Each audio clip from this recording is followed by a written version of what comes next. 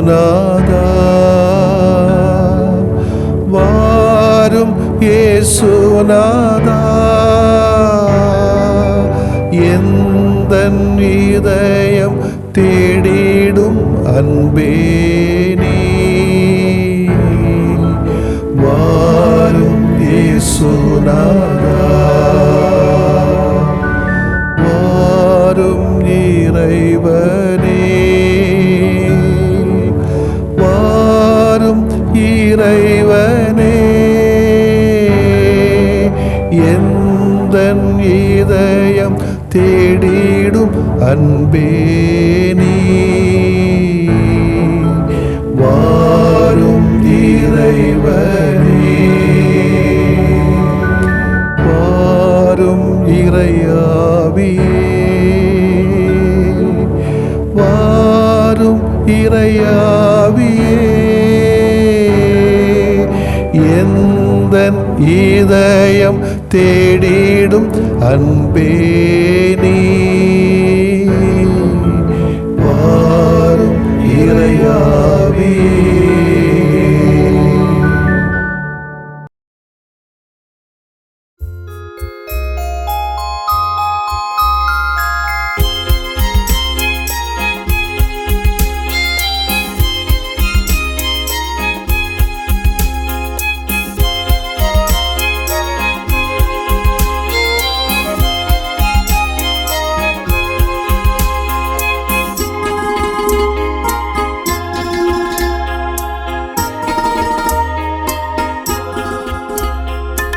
எனது இதய அன்பு தெய்வமே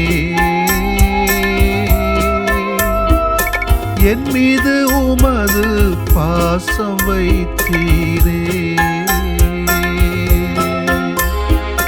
கலங்க வேண்டாம் கலக்கம் வேண்டாம் துணை நான் இருப்பேன் என்றீர் நான் மறவா இதய நன்றியோடு உமையை பின்தொடர்வே எனது இதய அன்பு தெய்வமே என் மீது உமது பாசம் வைத்தீரே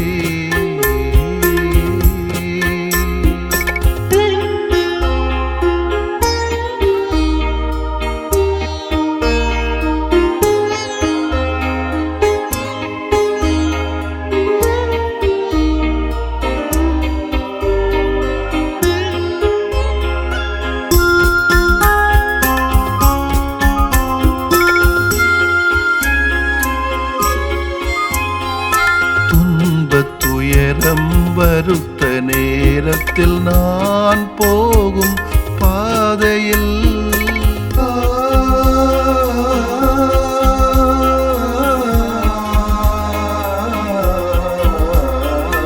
இருளும் சூழ்ந்த பயண வேளையில் அன்பால் என்னை அணைத்திட்டீர் தோள் மீது சாய்ந்து நின்றீர் தோழனாய் மாறி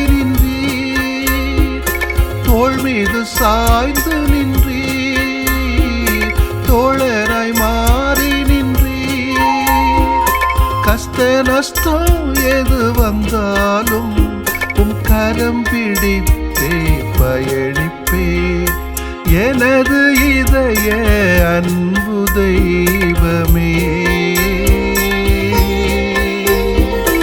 என் மீது உமது பாசம் வைத்தீரே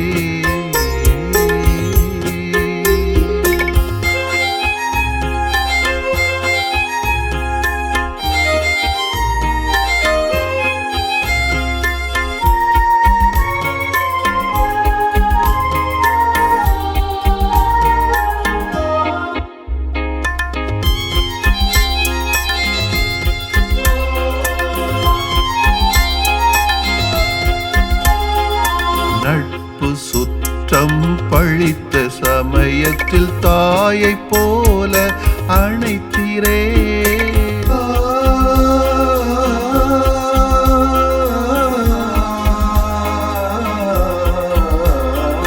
புயலும் வீச தேசிய பணியின் வாழ்வினில் புகலிடம் தந்து தாங்கினீர்.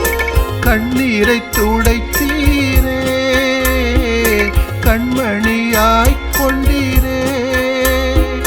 கண்ணீரை துடைத்தீரே, கண்மணியாய் கொண்டீரே. கஷ்ட நஷ்டம் எது வந்தாலும் உம் கரம் பிடித்தே பயணிப்பேன். எனது இதய அன்பு தெய்வமே, என் மீது உமது பாசம் வைத்தீரே. கலங்க வேண்டாம், கலக்கம் வேண்டாம், துணை நான் இருப்பேன் என்றீர். நான் மறவா இதய நன்றியோடு உமையை பின்தொடர்வேன். எனது இதய அன்பு தெய்வமே,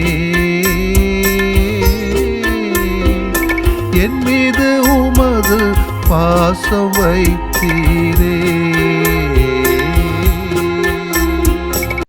யோவான் நற்செய்தி அலகு 10 இறை சொற்றொடர்கள் 22 முதல் 30 வரை. அக்காலத்தில் எருசலேமில் கோவில் அர்ப்பண விழா நடந்து கொண்டிருந்தது. அப்போது குளிர்காலம். கோவிலின் சாலமோன் மண்டபத்தில் இயேசு நடந்து கொண்டிருந்தார். யூதர்கள் அவரை சூழ்ந்து கொண்டு, இன்னும் இவ்வளவு காலம் நாங்கள் காத்திருக்க வேண்டும், இது மெசியாவானால் அதை எங்களிடம் வெளிப்படையாக சொல்லிவிடும் என்று கேட்டார்கள். இயேசு மறுமொழியாக, நான் உங்களிடம் சொன்னேன், நீங்கள் தான் நம்பவில்லை. என் தந்தையின் பெயரால் நான் செய்யும் செயல்களை எனக்கு சான்றாக அமைகின்றன, ஆனால் நீங்கள் நம்பாமல் இருக்கிறீர்கள். ஏனெனில் நீங்கள் என் மந்தையைச் சேர்ந்தவர்கள் அல்ல. என் ஆடுகள் எனது குரலுக்கு செவிசாய்க்கின்றன. எனக்கும் அவற்றை தெரியும், அவையும் என்னை பின்தொடர்கின்றன. நான் அவற்றுக்கு நிலை வாழ்வை அளிக்கிறேன். அவை என்றுமே அழியா. அவற்றை எனது கையிலிருந்து யாரும் பறித்துக் கொள்ள மாட்டார். அவற்றை எனக்கு அளித்த என் தந்தை அனைவரை விட பெரியவர். அவற்றை என் தந்தையின் கையிலிருந்து யாரும் பறித்துக் கொள்ள இயலாது. நானும் தந்தையும் ஒன்றாயிருக்கிறோம் என்றார். ஆண்டவரின் அருள்வாக்கு. இறைவா உமக்கு நன்றி.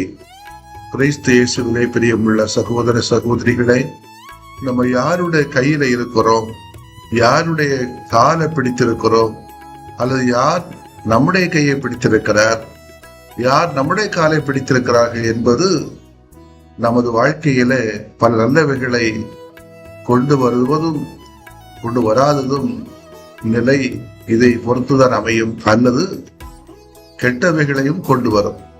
இயேசுவின் கையில் நாம் இருந்தால், அல்லது இயேசுவை போன்றோர் கைகளில் நாம் இருந்தால், நம்மை யாரும் பறித்துக் கொள்ள முடியாது. நம்மிடம் உள்ளதை கவர்ந்து கொள்ள கூட முடியாது. நமக்கு தீங்கி இழைக்கவும் முடியாது. நாமும் பிறருக்கு தீங்கு இழைக்கவும் மாட்டோம்.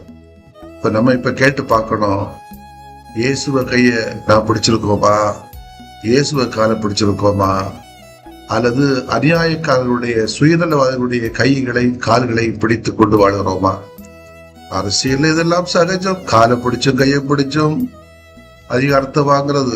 அதுபோல வீடுகளில் நடந்துடக்கூடாது, சமுதாயத்தில் நடந்துடக்கூடாது, சமயத்தில் நடந்துவிடக்கூடாது. இயேசுடைய கை வலிமை உள்ள கை, அதிசயங்கள் அற்புதங்கள் செய்கின்ற கை, தொட்டவை துலங்கும் கை, நோயை குணமாக்கின்ற கை. உலகின் எல்லா மக்களும் ஆண்டவரின் கை வலிமை உள்ளது என்று அறிவர். யோசுவா 4:24 சொல்கிறார். நானே இறைவன், என்னாலும் இருப்பவர் நானே, என் கையில் இருப்பதை பறிப்பவர் எவரும் இல்லை. ஏசாயா 43:13 சொல்லுது. உமது கை வலிமையால் என்னை காப்பாற்றும் என்று திருப்பாடல்கள் 17:14 ஆசிரியரோடு தினமும் ஜெயிப்பது நல்லதல்லவா? அன்பு மக்களே, நமது வாழ்வு பறிப்போகாமல் இருப்பதற்கு நமது கையை பிடித்திருப்போரும் நாம் யார் கையை பிடித்திருக்கிறோமோ அவர்களும் இயேசுவாக இருக்க வேண்டும். இயேசுவை மனநிலையாக வைத்திருக்க வேண்டும். இயேசு போன்ற கணவன், மனைவி, நட்புகள், அதிகாரிகள் அமைந்தால் பறிப்போவது எதுவும் இல்லை. இயேசு சாலமோன் மண்டபத்திலே நடந்து கொண்டிருக்கின்ற போது, இன்னும் எவ்வளவு காலம்தான் நாங்கள் காத்திருக்க வேண்டும்? நீர் மெசியாவானால் அதை எங்களிடம் வெளிப்படையாக சொல்லிவிடும் என்று யூதர்கள் அவரை சூழ்ந்து கொண்டு கேட்கிறார்கள். இந்த கேள்வியில் 2 விதமான மனநிலை கொண்ட மக்களை பார்க்கிறோம். முதல் வகையினர் உண்மையிலேயே இயேசுதான் மெசியாவா என்ற கேள்விக்கு பதிலை எதிர்பார்த்து காத்திருந்தவர்கள். 2வது வகையான மக்கள் இயேசுவின் பதிலை பார்த்து அவர் மீது குற்றம் சுமத்த காத்துக் கொண்டிருந்தவர்கள். ஆனால் அது பற்றி பல முறை சொல்லியிருக்கிறேன் என்பது இயேசுவின் பதிலாக இருந்தது. உண்மையாகவே இயேசு வெளிப்படையாக எப்போதும் தன்னை மெசியா என்று சொன்னதில்லை, சொல்வதற்கு ஆசைப்பட்டதும் இல்லை. யாராவது அப்படி சொல்லணும்னு நினைச்சாலும் கூட அதை விரும்புறதும் இல்லை. யோவான் 4 அதிகாரத்திலே சமாரியா பெண்ணிடத்திலே தன்னை மெசியாவாக வெளிப்படுத்துகிறார். அதே போல யோவான் 9வது அதிகாரத்திலே பார்வையற்ற பையனுக்கு பார்வை கொடுக்கும் போதும் தன்னை மெசியாவாக கூறுகிறார். வேறு இடங்களில் அவர் தன்னை மெசியாவாக காட்டிக் கொண்டதாக தெரியவில்லையே, ஆனால் தான் மெசியா என்பதற்கு பல இடங்களில் சான்றுகளை தருகிறார். அவற்றுள் அவருடைய வார்த்தைகளும் செயல்களும் அற்புதங்களும் முக்கியமானது. தன்னுடைய வார்த்தைகளின் பொருட்டும் செயல்களின் பொருட்டும் மெசியா என்பதை நம்ப சொல்கிறார். இயேசுவின் வார்த்தைகளும் செயல்களும் அதிசயங்களும் இயேசுவை மெசியா என்று காட்டுவதற்கான மிகப்பெரிய சான்றுகள் ஆகும். நம்முடைய மனுஷத்தன்மைக்கு நாம் சான்று கொடுக்க வேண்டும் என்று சொன்னால் நம்முடைய வார்த்தைகளும் செயல்பாடுகளும் சொற்களும் திட்டங்களும் நியாயமானதாக, பொதுவானதாக, ஆழ்வார்த்தை இல்லாம இருந்துச்சுன்னா ரொம்ப நல்லது. நான் கிறிஸ்தவள் என்பதை என்னுடைய வார்த்தைகளும் என்னுடைய செயல்பாடுகளை வைத்து மற்றவர்கள் அடையாளம் காண வேண்டும். நான் சொல்லித் தெரிய வேண்டிய அவசியம் இல்லை. ஏதோ ஜெபமாலை கழுத்துல போட்ட உடனே பார்க்க இடமெல்லாம் தந்தை மகன் தூயாவி என்று அடையாளத்தை போட்டவுடன் நான் கிறிஸ்தவன் என்று சொல்ல முடியாது. கிறிஸ்தவனுக்கு என்று ஒரு அழகு இருக்கிறார். இயேசுடைய மனநிலையை தாங்குகின்ற பிள்ளைகள் தான் கிறிஸ்தவர்கள். அதை சொல்லி காட்ட வேண்டிய தேவையில்லை. என்னுடைய விசுவாச வாழ்வு அதை வெளிப்படுத்தும். இல்லை என்றால் அது வாழ்வு கேள்விக்குறியாக மாறும். எவ்வாறு இயேசுவின் வார்த்தைகளும் செயல்களும் அவரை மெசியா என்று அடையாளம் காட்டியதோ அதுபோல நாம் பேசுகின்ற வார்த்தைகளும் நம் செயல்பாடுகளும் நம்மை கிறிஸ்தவர்கள் என்பதை மற்றவர்களுக்கு அடையாளம் காட்டட்டும். ஆமென். மன்றாடுவோமாக. இறைவா, உம் மகன் இயேசுவினை உம்மை கண்டு அவர் காட்டிய வழியிலே நடக்க எங்களுக்கு அருள் தாரும். அதே வேளையிலே எங்களுடைய வார்த்தைகளும் எங்களுடைய செயல்களும் எங்களுடைய உணர்வுகளும் உறவுகளும் நாங்கள் உம்முடைய பிள்ளைகள் என்று வெளிப்படுத்தவும் நல்ல கிறிஸ்தவர்களின் அடையாளம் காட்டவும் எங்களுக்கு சூழலை தாரும் ஆண்டவரே. ஆமென். ஆண்டவரே, நீர் விரும்பினால் எனது நோயை நீக்க உம்மால் முடியும். நான் விரும்புகிறேன், உமது நோய் நீங்குக.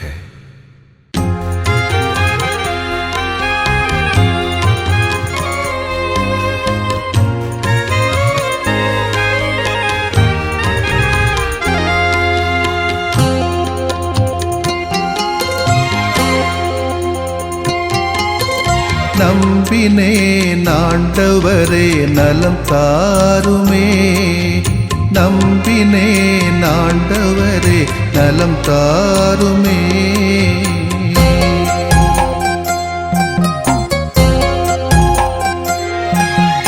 உடல் வலியின் வேதனையா உள்ளம் சோர்கிறேன், உம் கரங்கள் தொட்டாலே நலம் பெறுவேனே.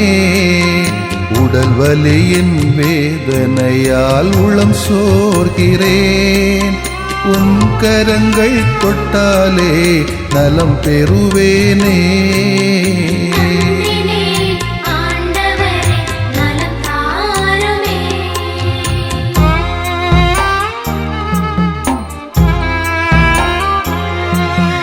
தீராத தலைவலியால் நிலைகுலைகின்றேன், தலைவாவும் பாதத்திலே தலை சாய்க்கிறேன்.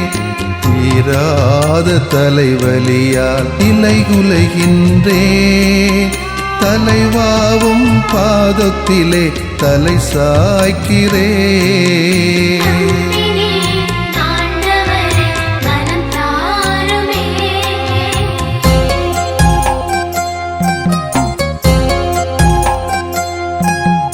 முதுகுவலி முதுகுவலியால் வீழ்ந்து கிடக்கின்றேன், முகம் வாடி உமை நோக்க தூக்க வாருமே.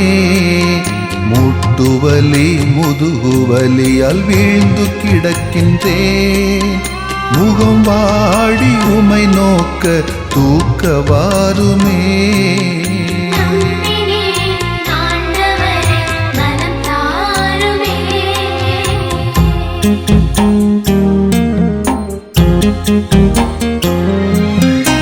நுரையீரல் இதய நோயால் நொந்து தளர்கிறேன்.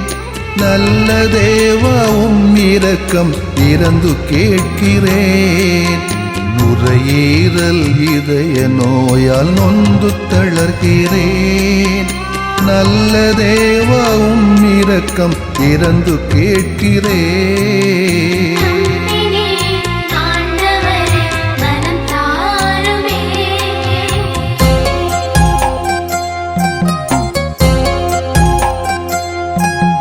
பார்வையும் செவித்திறனும் குறைய காண்கிறேன்.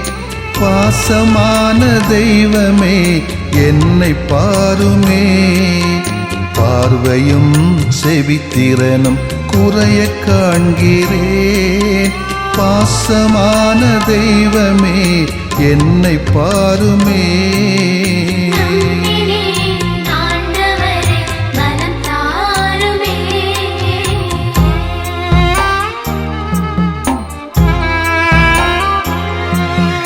நீரிழிவால் புற்று நோயால் நிம்மதி இழக்கிறேன். நீரேவும் வல்லமையால் குணம் தாருமே. நீரிழிவால் புற்று நோயால் நிம்மதி இழக்கிறேன். நீரேவும் வல்லமையால் குணம் தாருமே.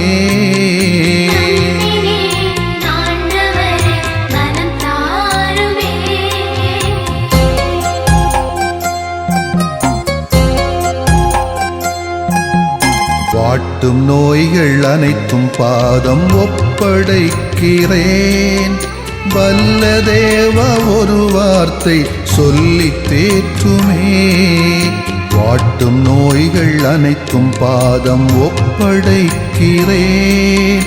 வல்ல தேவா ஒரு வார்த்தை சொல்லி தேற்றுமே. நம்பினேன் ஆண்டவரே நலம் தாருமே. நம்பினேன் ஆண்டவரே நலம் தாருமே.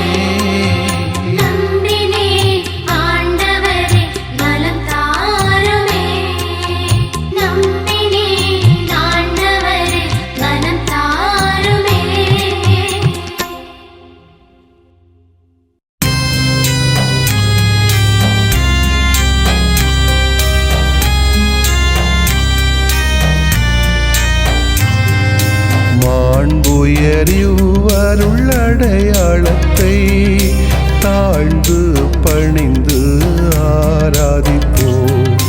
பழைய நியம முறைகள் அனைத்தும் இனி மறைந்து முடிவு பெறுக. புதிய நியம முறைகள் வருக. புலன்களாலே மனிதன் இதனை அறிய இயலா. குறைகள் நீக்க நம்பிக்கையின் உதவி பெறுக.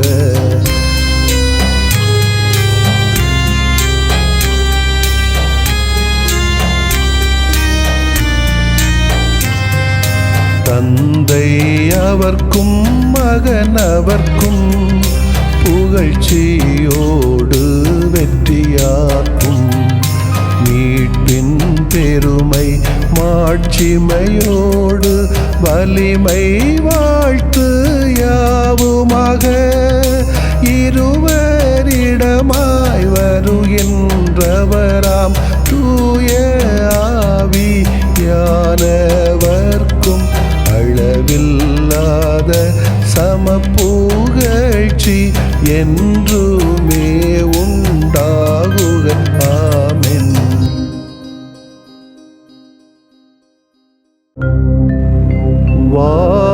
வானின்று அவர்களுக்கு அப்பமளித்தீரே. மகிமையெல்லாம் தன்னகத்தில் கொண்ட அப்பம் இதுவே. மன்றாடுவோமாக. இறைவா, இந்த வியப்புக்குரிய அருள்வடையாளத்திலே உம்முடைய பாடுகளின் நினைவை எங்களுக்கு விட்டு சென்றீ. உம் திருவுடல் திருநத்தமாகியவற்றின் தூய மறைவருளை வணங்கும் நாங்கள்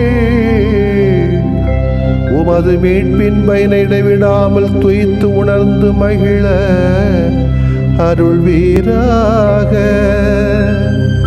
தந்தையாகிய இறைவனோடும் தூய ஆவியாரின் ஒன்றிப்பில் இறைவனா என்றென்றும் வாழ்ந்து ஆட்சி செய்த உம்மை மன்றாடுகிறோ.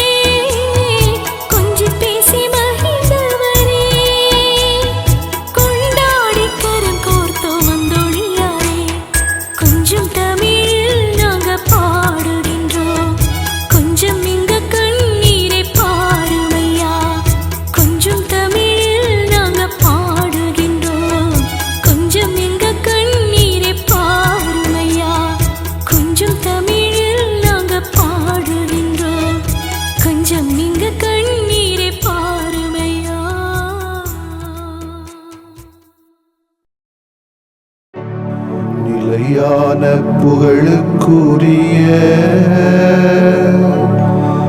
தூய இறை நன்மைக்கு எல்லா காலமும் தொழுகையும் புகழும் போற்றியும் ஆட்சிமையும் உண்டாக கடவது. போற்றியும் ஆட்சிமையும் உண்டாக கடவது. தந்தை, மகன், தூய ஆவியாரின் பெயராலே ஆமென்.